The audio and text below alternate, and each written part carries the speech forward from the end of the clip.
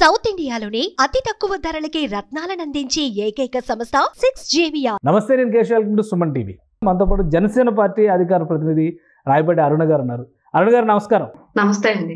ఇంకొకటి ఏంటంటే, రాష్ట్రంలో రాజకీయాలు శరవేగంగా మారిపోతున్నాయి. ఉన్న 11 మందిలో కూడా నంబర్స్ మారుతున్నాయి అనేటువంటి ఒక చర్చ నడుస్తుంది. అది కూడా అందరూ జనసేన వైపు ఆసక్తి చూపిస్తున్నారు అంటున్నారు. ఇందులో ఏమన్నా వాస్తవం ఉందా? ఎమ్మెల్యేలే వస్తున్నారు త్వరలో, అతి త్వరలో, నిజమేనా ఇది? అవును సార్ ఆల్రెడీ 5గురు 6గురు టచ్ లో ఉన్నట్లుగా మాకు ఉన్నటువంటి ఇన్ఫర్మేషన్.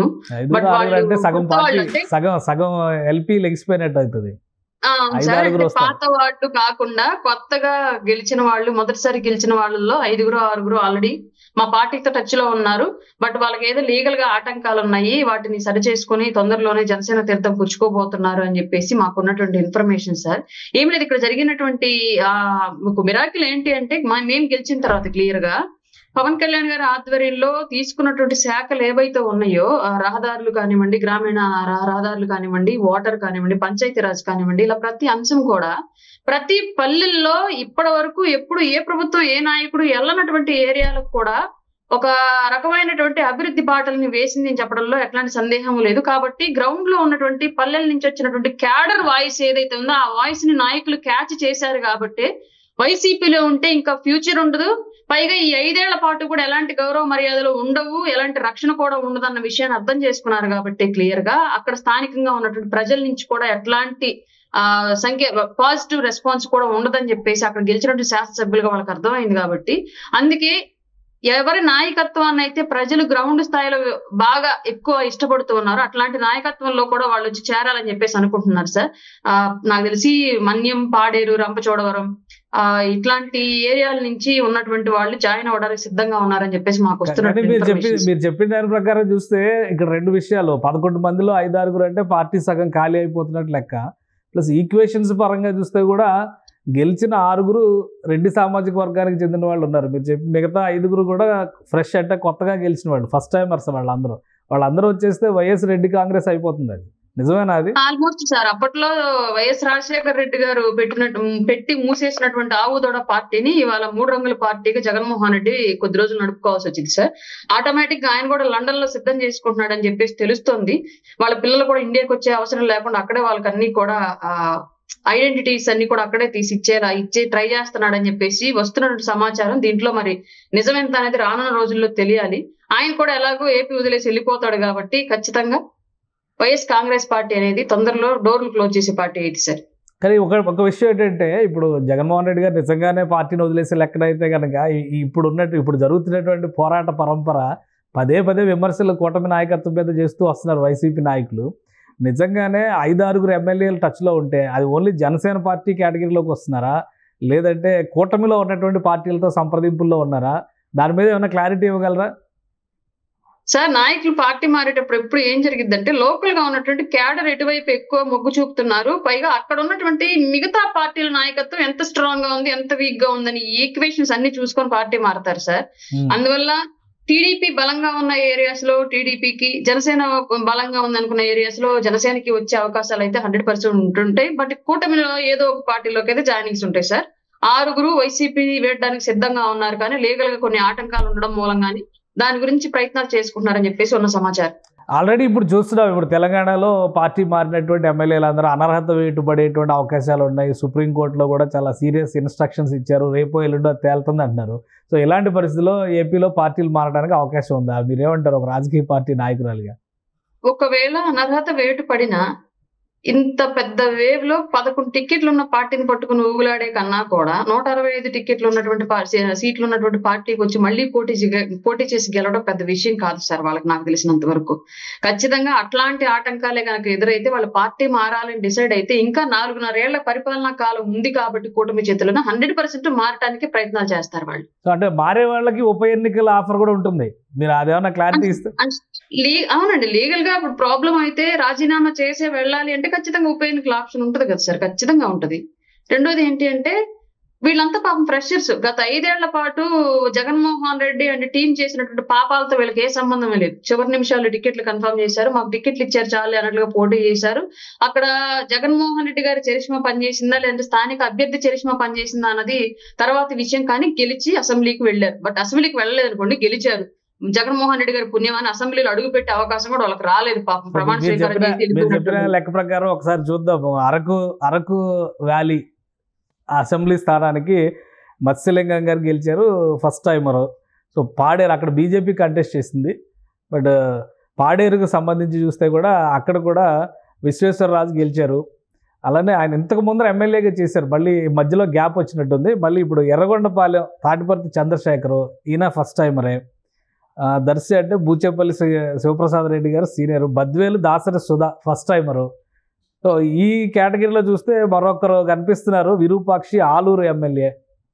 మిగతా అంతా కూడా అంటే అమర్నాథ్ రెడ్డి కానీ, జగన్మోహన్ రెడ్డి గారు కానీ, ద్వారకానాథ్ రెడ్డి గారు కానీ, పెద్దిరెడ్డి రామచంద్రారెడ్డి కానీ వీళ్ళ పేర్లే కనిపిస్తున్నాయి. సో గత 5 ఏళ్ల పాపాల తాలూకు వాటాలు లేని వాళ్ళందరూ కూడా వైసీపీని వీడుతున్నారు. సో వాళ్ళంతా జనసేనతో టచ్ లో ఉన్నారు. జనసేన అని కాదు సార్, కూటమి పార్టీల నాయకులతో టచ్ లో ఉన్నారు. సో ఎప్పటికల్లా ఎక్స్పెక్ట్ చేయొచ్చు ఈ మార్పు? ఎందుకంటే పదే పదే పవన్ కళ్యాణ్ గారు కానీ, చంద్రబాబు నాయుడు గారు కానీ పార్టీ మారే వాళ్ళని ఖచ్చితంగా అసెంబ్లీ అయితే కనుక రాజీనామా చేసి ఉప ఎన్నికల ద్వారా వచ్చే విధంగా చూస్తామనేటువంటి మాటలు గతంలో చెప్పారు. తర్వాత జాయినింగ్స్ విషయంలో కూడా కొన్ని వెసులుబాట్లు ఇచ్చారు. ఈ పార్టీకి ఆ పార్టీకి అభ్యంతరాలు లేకుండా ఉంటేనే ఒక అండర్స్టాండింగ్తో ముందుకెళ్ళాలి అన్నారు. సో ఇప్పుడు ఈ ఎమ్మెల్యేలు తీసుకునేటువంటి క్రమంలో వాస్తవానికి అయితే కూటమికి అవసరం లేదు, వీళ్ళు కూడా అంత నంబర్ ఇచ్చారు, 93% రిజల్ట్ మీకు. సో ఇప్పుడు మళ్ళీ ఈ పార్టీ మార్పు అనే దానికి శ్రీకారం చుట్టడానికి ఏమైనా ప్రత్యేక కారణాలు ఉన్నాయా, లేదా ఫ్రెషర్స్ కాబట్టి ఎలాంటి ఇబ్బంది ఉండదనేటువంటి కన్క్లూజన్తో ఈ నిర్ణయం తీసుకుంటున్నారా? ప్రత్యేకమైన కారణాలు మా సైడ్ నుంచి ఏమీ లేవు సార్. అభ్యర్థుల సైడ్ నుంచే ప్రత్యేకమైన కారణాలు ఉండి స్థానికంగా ఎదురవుతున్నటువంటి ప్రజల నుంచి వస్తున్నటువంటి స్పందన నుంచి వాళ్ళు ఈ నిర్ణయం తీసుకోవడం జరుగుతోంది.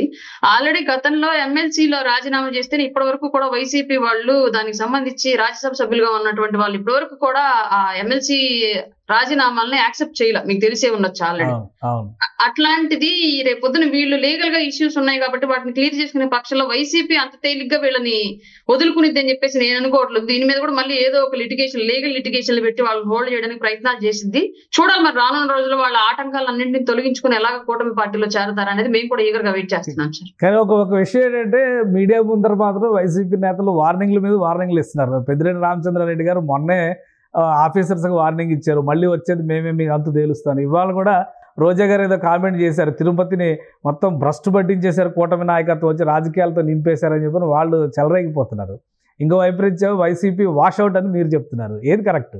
మీకే తొందరలో ఆన్సర్ వచ్చింది సార్. మేమేం కరెక్ట్ చెప్తున్నామా వాళ్ళు కరెక్ట్ చెప్తున్నారా అని చెప్పేసి అనేది. ఎమ్మెల్యేలు మొత్తం అంతా కూడా జెండాలు మూసేసి మా జెండాలు కప్పుకున్న తర్వాత మీకు క్లారిటీ వస్తుంది, మొదటిది. రెండోది ఏంటంటే మేకపోతు గాంభీర్యం అంటారు సార్. ఇది గ్రౌండ్ స్థాయిలో అలాగే పై స్థాయిలో క్యాడర్ వెళ్ళిపోకుండా నిలబెట్టుకోవాలంటే ఈ మాత్రం డాంబికాలు పలకడం తప్పని పరిస్థితి వాళ్ళకి. ఇంకొక అంశం ఏంటి అంటే గెలిచిన క్యాండిడేట్లో ఒక్క పెద్దిరెడ్డి రామచంద్రారెడ్డి, అది కూడా క్లియర్ గా అతని అక్రమ ఆస్తులు ఈ విషయం బయటకు వచ్చిన తర్వాత మాత్రమే మీడియా ముందుకు వచ్చాడు. అంతకు ముందు వరకు కూడా గెలిచిన ఏ ఒక్కళ్ళు నోరెత్తి మాట్లాడిన పరిస్థితి మనం చూసాం. అంటే దాని అర్థం ఏంటి? ప్రజల్లో ఎట్లాంటి వ్యతిరేకత వైసీపీ పట్ల ఉంది అనేది క్లియర్ గా ఆ గెలిచినటువంటి శాసనసభ్యులకు ఒక క్లారిటీ ఉంది.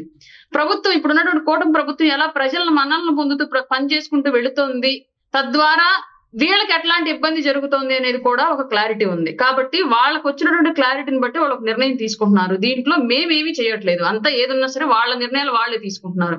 మేం చేస్తోందల్లా కేవలం ఒకవేళ వాళ్ళు వస్తాము అంటే వాళ్ళ ఇంటెన్షన్ ఏంటి అనేది తెలుసుకొని తద్వారా మెడలో కండువ వేసే ప్రయత్నం మాత్రమే మేము చేస్తాం. మా పార్టీలో ఉన్న ఎవరైనా సరే అధిష్టానాలు, అంతకు మించి వేరే ఏమి మేము చేయట్లేదు. కానీ ఒక ఆసక్తికరమైనటువంటి మలుపు ఏంటంటే రాజ్యసభ సభ్యత్వానికి విజయసాయి రెడ్డి గారు రాజీనామా చేశారు, షర్మిల గారితో భేటీ అయ్యారు. ఏదో రాయబారం నడుస్తుంది, మొత్తం మీద అన్నా చెల్లెళ్ళ మధ్య ఒక అండర్స్టాండింగ్ కోసం అనేటువంటి చర్చ ఒకవైపు నడుస్తుంది, లేదా ఆయన జెండా ఇటు మార్చారనేటువంటి చర్చ ఇంకోవైపు నుంచి నడుస్తుంది. ఏంటి మీ అభిప్రాయం ఏంటి దీని మీద? జెండాలు కాదు ఏమి కాదు సార్. ఫస్ట్ నుంచి వీళ్ళ ఆస్తులు వీళ్ళ అక్రమ సంపాదన అన్నింటిలో కూడా ప్రత్యక్ష సాక్షి విజయసాయి రెడ్డి, దానికి సంబంధించి ప్రొటెక్టర్ కూడా విజయసాయి రెడ్డి. వీళ్ళకి ఎంత రావాలి, ఎంత దోచుకున్నారు, దోచుకున్న దాంట్లో ఎవరి వాటా ఎంత అనేది క్లియర్ గా తెలిసిన వ్యక్తి విజయసాయి రెడ్డి. ఆల్రెడీ ఇప్పుడు జగన్ గారికి షర్మిల గారికి మధ్యలో ఆస్తుల వివాదం జరుగుతున్న విషయం మీకు తెలుసు. ఇప్పుడు ఆయన పార్టీ రాజకీయాల నుంచి కూడా వైదొలిగాడు కాబట్టి నిన్న మొన్నటి వరకు జగన్మోహన్ రెడ్డికి ప్రొటెక్టర్ గా ఉన్నటువంటి విజయసాయి రెడ్డి ఈ రోజు షర్మిల గారి దగ్గరికి వెళ్లి ఏదో దానికి సంబంధించి ఆస్తులు పంపకాలు వాటికి సంబంధించిన లాలూచులు ఏదో మాట్లాడుకొని ఉంటాడని మేము అనుకుంటున్నాం తప్ప రాజకీయంగా వెళతాడని నేను అనుకోవట్లేదు సార్. ఎందుకంటే అంతో ఇంతో కాంగ్రెస్ కన్నా కూడా ఏపీలో వైఎస్ఆర్ కాంగ్రెస్ బలంగా ఉంది. అట్లాంటి పార్టీ నుంచి నేను పూర్తిగా రాజకీయాల నుంచి తొలగిపోతున్నాను, వ్యవసాయం చేసుకుంటాను, నేను ఇంకా బుద్ధుడిని అయిపోయాను, బోధి వృక్షం కింద కూర్చోగానే నాకు మోక్షం కలిగింది, ఆ మోక్షం దెబ్బకు నేను రాజకీయాలు వదిలేస్తున్నాను అని చెప్పేసి చెప్పినటువంటి విజయసాయి రెడ్డి మళ్ళీ షర్మిల గారి దగ్గరికి రాజకీయం గురించి మాట్లాడడానికి వెళ్ళాడు, లేదా కాంగ్రెస్ పార్టీ గురించి మాట్లాడడానికి వెళ్ళాడు అని చెప్పేసి మేమైతే అనుకోవట్లేదు సార్. ఇది క్లియర్ గా ప్రజల సొమ్మును దోచుకుతున్న అక్రమాస్తులకు సంబంధించిన పంపకాలు, దానికి సంబంధించి కేసులు, దానికి సంబంధించిన లావాదేవీల గురించి మాట్లాడుకోవచ్చు అని చెప్పేసి మేము అనుకుంటున్నాం. కానీ కేవలం విజయసాయి రెడ్డి గారు రాజీనామా మాత్రమే చేశారు, ఆయన కుమార్తె రాజకీయాల్లోకి రాబోతున్నారని, తెర వెనక నుంచి మంత్రాంగం మొత్తం ఆయన మళ్ళీ నడిపిస్తారని ఇలాంటి చర్చలు కూడా జరుగుతున్నాయి, కాదంటారా? సార్, వైఎస్ రాజశేఖర్ రెడ్డి గారి టైం నుంచి డక్కా ముక్కీలు తిని ఉన్న రాష్ట్రంలో ఆస్తులన్నీ తిని ఇన్ని రకాల రాజకీయాలు చేసి ఇన్ని పదవులు అనిపించిన విజయసాయి రెడ్డి రాజకీయ సన్యాసం తీసుకుంటే ఇప్పటి వరకు రాజకీయాల పరిచయమే లేని వాళ్ళ కూతురు వచ్చేసి ఏదో పినుమార్పులు సృష్టించేసిద్ది అంటే నమ్మేంత పిచ్చి రాజకీయ నాయకులు, పిచ్చి ప్రజలు ఆంధ్రప్రదేశ్ లో ఎవరున్నారు సార్? లేరంటారు అయితే? అస్సలు లేరు సార్.